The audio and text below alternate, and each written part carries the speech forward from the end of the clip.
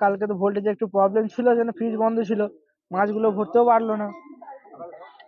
এবার এবার মা বললো যে তাহলে রান্না করে নি, সেদ্ধ করে রেখে দিই।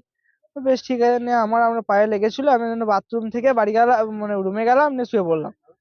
তখন মোটামুটি 12:30 অবধি জেগেছিলাম। দিয়ে তার 40 থেকে 50 মিনিট পরই আমি চিৎকার আওয়াজ শুনতে পাই।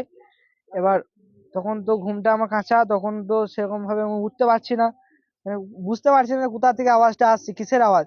কিন্তু তারপরে একটু পর আমার ঘুমটা ভাঙলো, তখন আমি বারান্দায় এসে দেখি আমার ওই রুম থেকে আমরা দাও দাও করে আগুন জ্বলছে। দরজাটা হালকা ঠেসানো ছিল, আমি খুললাম, মা দেখছি নিচে ছটফট করছে। আমার আব্বা দেখছি ওই ধারে একটা লোহার দরজা আছে, ওইটা মানে এমনি টাইট, খুব কষ্ট করে খুলেছে, না যে খুলে দাঁড়িয়েছে, সব তো জ্বলছে পুরো শরীর। ভাই তো দেখছি বিছানায় ছটফট করছে। নিয়ে আমি আমাদের গ্রিলে তালা দেওয়া থাকে, তো আমি তালাটাকে খুললাম, আমার আব্বা আমার বেরোলো, ভাইকে আমি তুলে দিলাম।